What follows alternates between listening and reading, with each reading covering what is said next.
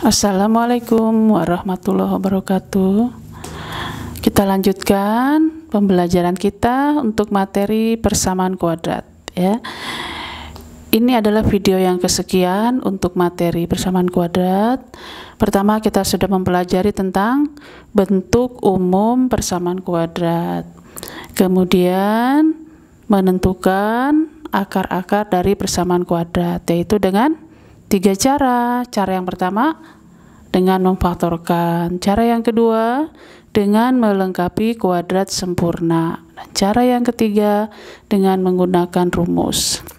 Nah, kemudian kali ini adalah tentang jumlah dan hasil kali akar-akar persamaan kuadrat. Kita tentukan jumlah dan hasil kalinya tanpa harus mencari akar-akarnya terlebih dahulu. Ya, melainkan dengan cara pertama untuk penjumlahan sama dengan negatif B per A, untuk perkalian sama dengan C per A. Yuk kita ke soal nomor 1. Jika akar-akar dari persamaan kuadrat X kuadrat ditambah 6X dikurang 16 sama dengan 0 adalah X1 dan X2, maka nilai dari X1 ditambah X2 adalah negatif B per A. Nah, pada persamaan kuadrat ini A-nya adalah 1, B-nya 6, C-nya negatif 16.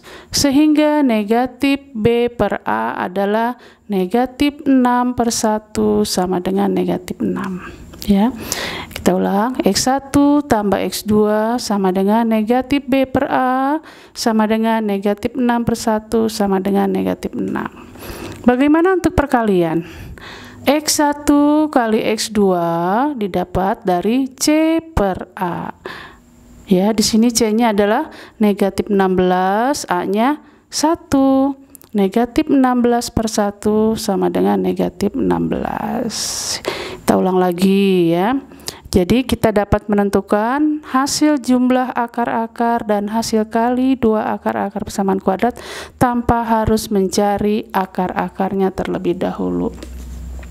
Jika akar-akar dari X kuadrat tambah 6X kurang 16 sama dengan 0 adalah X1 dan X2, maka nilai dari X1 ditambah X2 sama dengan negatif B per A, yaitu negatif 6 per 1 sama dengan negatif 6. X1 kali X2 sama dengan C per A sama dengan negatif 16 per 1 sama dengan negatif 16. Soal yang kedua, jika akar-akar dari X kuadrat ditambah 10X ditambah 21 sama dengan 0 adalah P dan Q, maka nilai dari P tambah Q adalah negatif B per A sama dengan negatif 10 per 1 sama dengan negatif 10. Karena di sini A-nya adalah 1, B-nya 10, C-nya 21. Jadi negatif B per A sama dengan negatif 10 per 1 sama dengan negatif 10. Bagaimana hasil kali? P kali Q adalah C per A, yaitu 21 per 1 sama dengan 21. Kita ulang ya. Jika akar-akar dari X kuadrat tambah 10X tambah 21 sama dengan 0 adalah P dan Q, berapakah nilai P tambah Q dan P kali Q? Ya, kita lihat lagi ke atas. X kuadrat tambah 10X tambah 21 sama dengan 0, berarti A-nya 1, B-nya 10, C-nya 21. Sehingga P tambah Q sama dengan negatif B per A sama dengan negatif 10 per 1 sama dengan negatif 10. P kali Q sama dengan C per A sama dengan 21 per 1 sama dengan 21. Soal yang terakhir, yang ketiga adalah kita menentukan persamaan kuadrat jika diketahui akar-akarnya. Ya, berarti ini kebalikan dari soal-soal sebelumnya.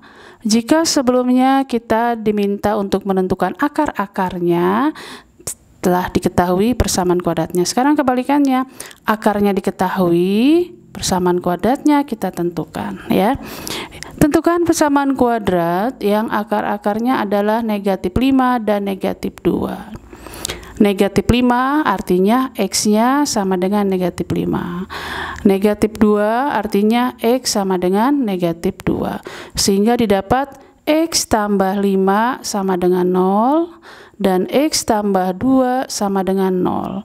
Yang nantinya X tambah 5 dan X tambah 2 menjadi faktor-faktor dari persamaan kuadrat. Sehingga menjadi X tambah 5 ditambah X tambah 2 sama dengan 0.